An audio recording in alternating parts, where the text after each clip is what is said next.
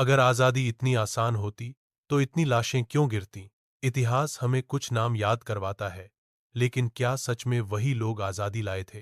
क्या भारत सिर्फ भाषणों से आज़ाद हुआ, या फिर किसी ने हौंसते हौंसते फांसी का फंदा चूमा, किसी ने गोलियां खाईं और किसी ने अपना पूरा भविष्य कुर्बान कर दिया? भारत की आज़ादी की कहानी को सालों तक इतना सरल बनाकर बताया गया कि सच धीरे धीरे मिथक बन गया। सबसे बड़ा मिथक यह है कि भारत को आज़ादी सिर्फ अहिंसा से मिली। सच यह है कि महात्मा गांधी के अहिंसक आंदोलनों ने जनता को जगाया, लेकिन अंग्रेजी हुकूमत पर दबाव हर तरफ से पड़ा। भगत सिंह, चंद्रशेखर आज़ाद और खुदीराम बोस जैसे क्रांतिकारियों ने यह साबित कर दिया कि आज़ादी भीख में नहीं मिलती। सुभाष चंद्र बोस और उनकी आज़ाद हिंद फौज ने अंग्रेज़ों को यह डर महसूस कराया कि भारतीय अब हथियार उठाने से भी नहीं हिचकिचाएंगे। आदिवासी विद्रोह, किसान आंदोलन, मजदूर हड़तालें और छात्र क्रांतियां पूरे देश में आग की तरह फैल गईं, क्योंकि जब जुल्म हद पार करता है तो विरोध जन्म लेता है। यह आज़ादी किसी एक रास्ते से नहीं आई, यह हर दिशा से लड़ी गई जंग थी। एक और भ्रम यह है कि आज़ादी की लड़ाई सिर्फ कुछ बड़े नामों ने लड़ी, लेकिन सच यह है कि इतिहास की किताबों से बाहर भी लाखों चेहरे हैं जिन्होंने सब कुछ खो दिया लेकिन बदले में कुछ नहीं पाया। अगर वे न होते तो शायद यह देश भी न होता। बिरसा मुंडा जैसे आदिवासी नेता, गांवों के किसान, फैक्ट्रियों के मजदूर और कॉलेज के छात्र जिन्होंने फांसी का फंदा चूमा, जेलों में सड़ गए और गुमनामी में मर गए। न कोई तस्वीर, न कोई मूर्ति, न कोई अध्याय, सिर्फ कुर्बानी।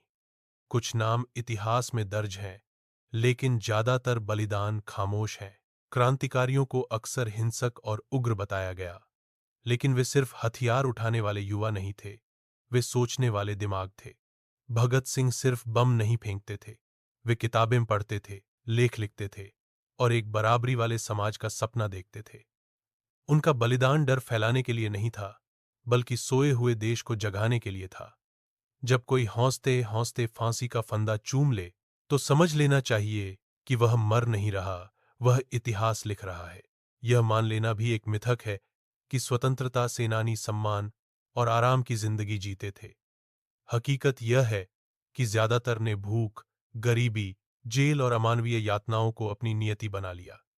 परिवार टूट गए, बच्चे अनाथ हो गए और कई सेनानी ऐसे थे जिन्होंने आजाद भारत की एक झलक तक नहीं देखी। भगत सिंह सिर्फ 23 साल के थे, खुदीराम बोस तो महज 18 के। इतनी कम उम्र में उन्होंने वह कर दिखाया जिसे करने में आज पूरी जिंदगी भी कम पड़ जाती है। महिलाओं की भूमिका को अक्सर नजरअंदाज किया गया, लेकिन सच यह है कि आजादी की लड़ाई में महिलाएं सिर्फ पीछे नहीं थीं, वे आगे थीं। रानी लक्ष्मीबाई तलवार लेकर मैदान में उतरीं, अरुणा आसफ अली ने अंग्रेजी हुकूमत के सामने तिरंगा लहराया और उषा मेहता ने भूमिगत रेडियो से देश की धड़कन को आवाज दी। अनगिनत महिलाएं थीं जो संदेश पहुंचाती थीं, हथियार छुपाती थीं और चुपचाप इतिहास बदल देती थीं। उन्होंने सिर्फ अंग्रेजों से नहीं, बल्कि समाज की बेड़ियों से भी लड़ाई लड़ी। और आखिर में सबसे खतरनाक मिथक कि भारत को आजादी अचानक 1947 में मिल गई। सच यह है कि यह आजादी लगभग 200 साल के संघर्ष, आंसू, लहू और बलिदान का नतीजा थी। यह किसी एक नेता, एक पार्टी या एक विचारधारा की जीत नहीं थी। यह उन करोड़ों लोगों की जीत थी जिन्होंने सपने देखे, दर्द सहे और फिर भी झुके नहीं। आज जब हम खुली हवा में सांस लेते हैं, तो याद रखना जरूरी है, यह हवा मुफ्त नहीं है। आज जो तिरंगा लहरा रहा है, वह किसी की लाश पर खड़ा है और उस कहीमत को भूल जाना सबसे बड़ा मिथक होगा।